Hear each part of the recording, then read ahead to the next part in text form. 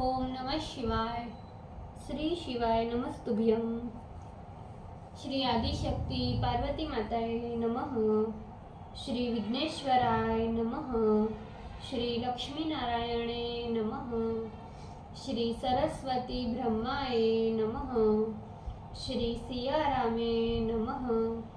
श्री रामदास हनुमाने नमः। श्री राधेश्यामे नमः। हे शिवजी, તમારી કૃપાથી હું આ શિવ પુરાણ વાંચી રહી છું અને મારી મમ્મી, બેન અને તમામ શ્રોતા શિવ પુરાણ સાંભળી રહ્યા છે. અમે બધા શિવ પુરાણનું જ્ઞાન પ્રાપ્ત કરી શકીએ એટલી શક્તિ પ્રદાન કરજો અને શિવ પુરાણનું તેજ સહી શકીએ એટલી ક્ષમતા પ્રદાન કરજો. હે વિઘ્નેશ્વર ગણપતિ બાપા, તમે શિવ પુરાણના વંચનમાં આવતા તમામ વિઘ્ન હરજો. हे कृष्ण मनोहारिणी राधा जी, हे श्याम सुंदर, हे सिया राम जी, हे रामदास हनुमान जी, તમે શિવ પુરાણ સાંભળવા જરૂર પધારજો અને મારા હૃદયમાં સ્થાન ગ્રહણ કરજો. ઓમ નમઃ શિવાય. શ્રી શિવાય નમસ્તુભ્યમ. પ્રથમ સંહિતા.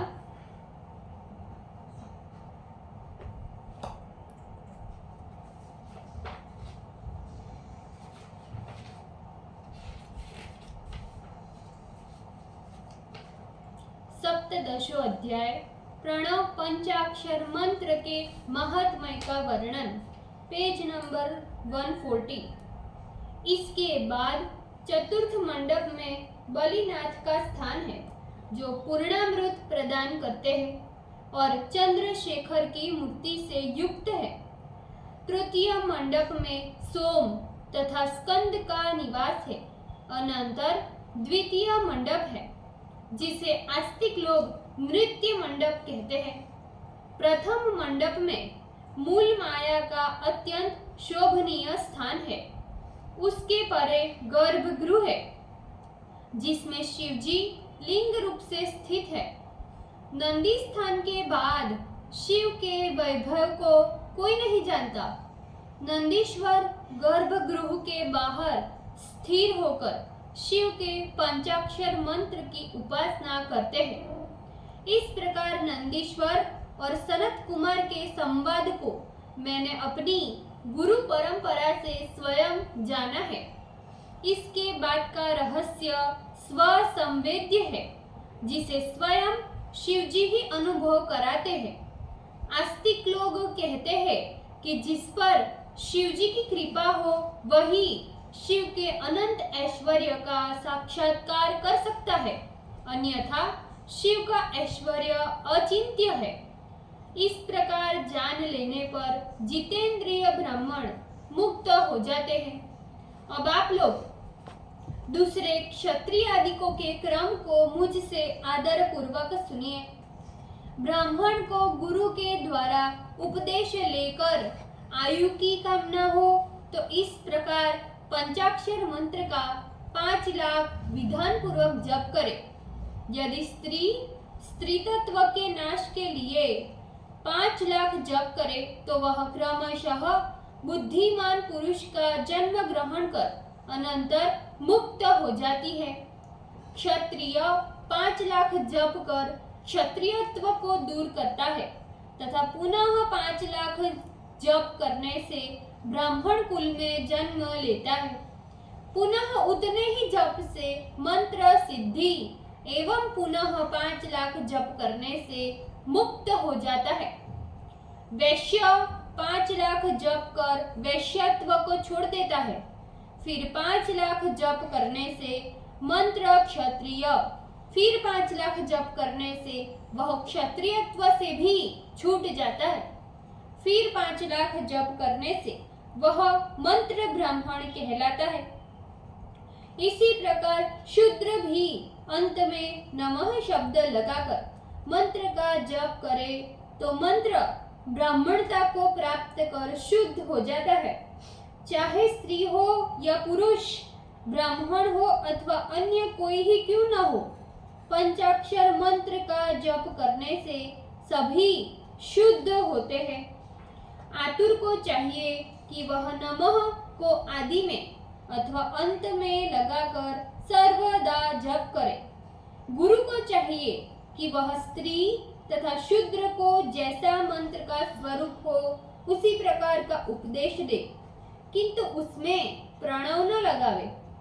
साधक 5 लाख जप करने के पश्चात शिवजी की प्रीति के निमित्त महाअभिषेक तथा महानैवेद्य लगावे।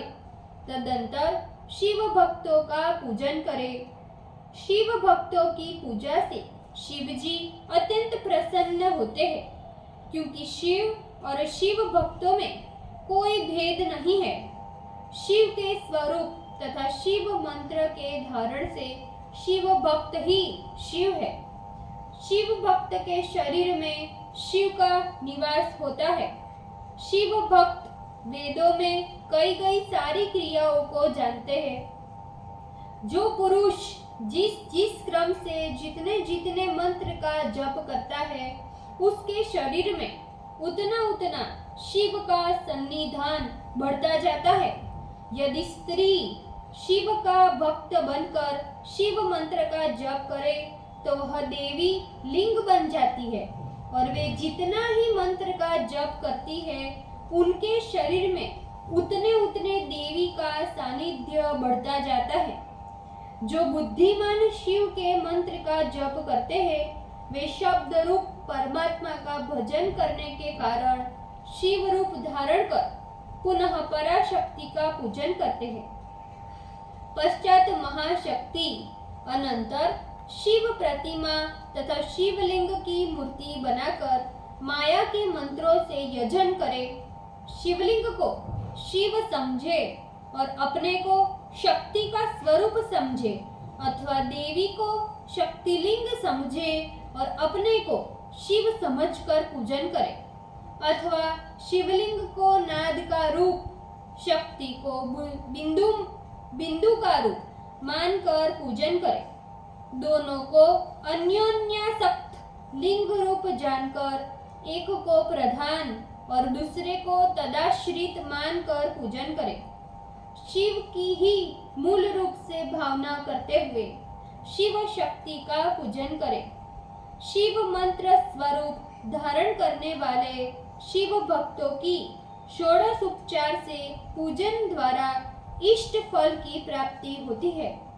शिव का स्वरूप धारण करने वाले शिव भक्तों की शुश्रूषा से विद्वान को आनंद की प्राप्ति तथा शिव की प्रसन्नता प्राप्त होती है।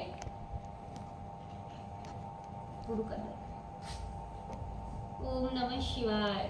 श्री शिवाय नमस्तुभ्यम। ભૂલચૂક માફ કરજો શ્રીજી, કૃપા રાખજો। આજના શિવપુરાણના વાંચનનું પુણ્ય મને પ્રદાન કરજો શ્રીજી। ઓમ નમઃ શિવાય। શ્રી શિવાય નમસ્તુભ્યમ।